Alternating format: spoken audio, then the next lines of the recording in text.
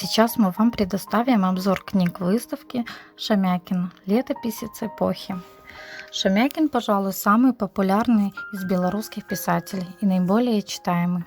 За 60 лет творческого пути из-под пера писателя вышло около 130 книг общим тиражом 25 миллионов экземпляров.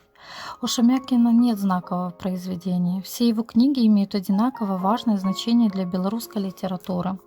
И очень важную роль в становлении писателя сыграла Вторая мировая война. Буквально каждая его книга проникнута этой темой, даже в том случае, если напрямую война в ней не упоминается.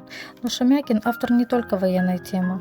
Он писал и на современные темы, создавал также исторические произведения. По многим книгам были сняты фильмы. Был опубликован роман о жизни сельской интеллигенции под названием «Крыницы», снятый на Беларусь-фильме.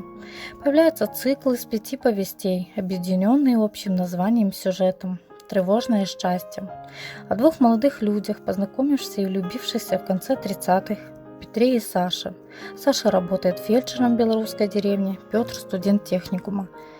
Первая повесть рассказывает об их знакомстве и начале любви. Описывается жизнь в оккупированной деревне, послевоенные реалии белорусской деревни.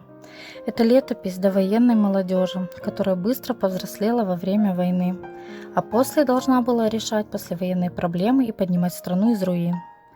Популярными становятся романы Шамякина «Сердце на ладони», «Снежные зимы», «Атланты» и «Кариатиды», посвященные проблемам современной жизни.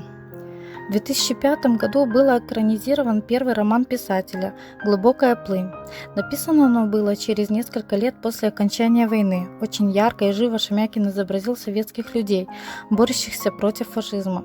На первый план выходит главная героиня Таня, принявшая из рук еврейки ее маленького сына и тем самым спавшая ребенка. Жестокие сцены издевательств фашизма над людьми вызывают ужас. Как же тяжело жили в то время люди, сколько горя пережили, но верили в победу и достигли ее всеобщими силами.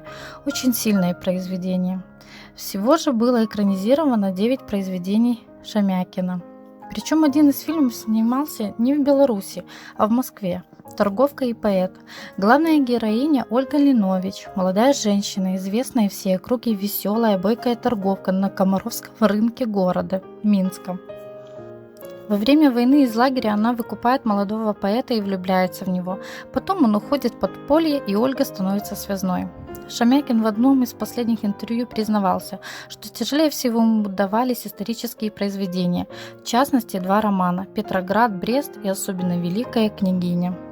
Первый был посвящен заключению Брест-Литовского мира, а второй – дочке московского князя Ивана III, Елене, которая была отдана замуж за великого литовского князя Александра. Шамякин рассказывал, что ему приходилось обрабатывать большие объемы информации и тратить много времени на чтение исторических трудов для того, чтобы понять, чем жили и думали люди в минувшее время. Читайте книги Шамякина.